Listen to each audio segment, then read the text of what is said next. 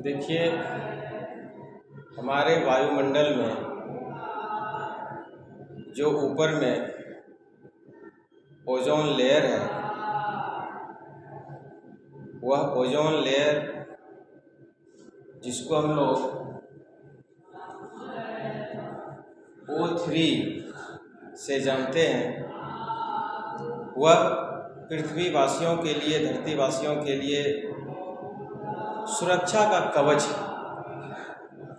और अगर इस कवच को सुरक्षित, संरक्षित नहीं रखा गया तो फिर क्या होगा कि इसमें अल्ट्रावायलेट रे, यूवी रे एंट्री लेना शुरू करेगा। जब यूवी रे इस ओजोन लेयर के अंदर में आ जाएगा, अगर उसमें डिप्लेशन हुआ तो फिर यहाँ जो ऑक्सीजन गैस है, प्राणवायु, वह यूवी रे के चलते वो टूट जाएगा, वो फ्री स्टेट ऑक्सीजन में टूट जाएगा, जिससे ऑक्सीजन, जिसे प्राणवायु ऑक्सीजन कहते हैं, जो सभी लिविंग्स के लिए बहुत ज़रूरी है, यहाँ तक कि पेड़ पौधों के लिए भी ज़रूरी है, तो फिर मुश्किल हो जाएगा। अभी के समय में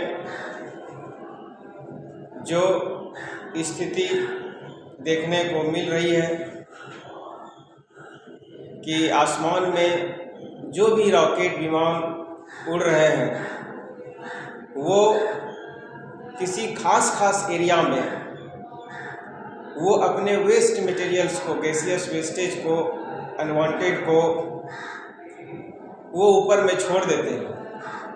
उससे ओजोन लेयर पर असर पड़ता है।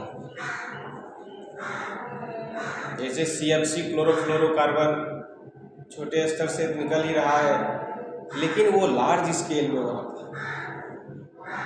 Oxide of nitrogen, carbon, sulphur, ऐसे बहुत गैसेस। लेकिन अगर समय रहते हुए इसे प्रतिबंधित नहीं करें, सुरक्षित नहीं रखें, तो फिर मुश्किल होगा। जैसे आपके क्षेत्र में कोई जा कर के पूरे शहर का कचरा गिरा दे तो उस क्षेत्र का क्या हाल होगा। वैसे ही आप आसमान में देखते होंगे यदा कदा कि एक मैप बन जाता है, रोड मैप बन जाता है, ब्रिज टाइप का बन जाता है जब कोई रॉकेट विमान उड़ रहा है तो उसके पीछे पीछे, और वो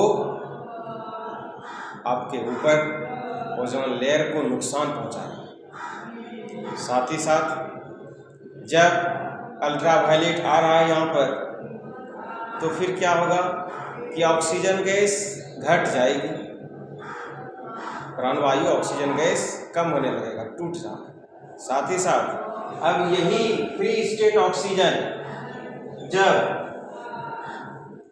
ऑक्सीजन गैस के साथ मिल जाए तो फिर ये ओजोन लेयर बना देगा, और ये तो पॉइजनस है ना।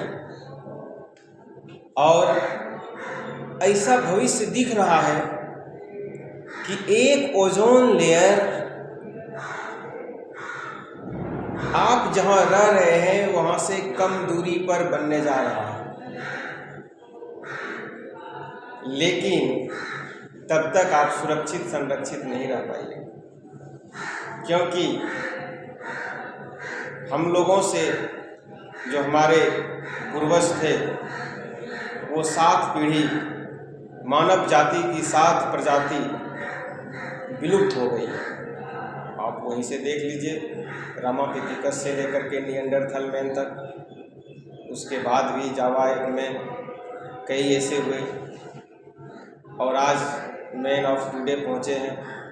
भविष्यवाणी भी कर दिया है मैन ऑफ फ्यूचरलिस का, तो होमोसेपियंस फ्यूचरलिस। तो कहने का अर्थ है कि हम लोग कुछ समझें और झूठ मूठ के कुर्सी के फेर में, राजनीति के फेर में अपने पर्यावरण को हानि नहीं पहुंचने दें। लालच के फेर में, बड़े आदमी बनने की होड़ में जाना तो सबको वही है। ये तो अभी के समय में समझाने के लिए सबसे अच्छा तरीका है, ये मोबाइल है। मोबाइल, इसमें जब सिम देंगे तब काम करेगा। सिम निकाल लिए, चिप निकाल लिए, काम खत्म। तो ये सिम आज तक कोई साइंटिस्ट नहीं बना पाया, उसके बारे में कोई सोच समझ नहीं पाया, उसको एंट्री नहीं दिला पाया। वो करोड़ों में इक्का दुक्का वैसे महान पुरुष हैं जो वो सिम रूपी आत्मा रूपी सिम को वो ट्रांसफ़र करना जानते हैं। जैसे हमारे गुरुदेव प्रोफेसर अंजनी कुमार श्रीवास्तव सब जानते थे, आत्मा निकाल भी देते थे, दिखाए भी थे, उम्र का ट्रांसफ़र भी करना दिखाए थे। तो कहने का अर्थ है कि वैसे अभी भी पूरी धरती पर, विश्व में महाअवतार बाबा जी श्यामाचरण लाहिड़ी महाशय, श्री कृष्णगिरी परमहंस योगानंद जी के सीरियली में कई ऐसे गुरु शिष्य हुए जिनके पास ये विद्या है और अभी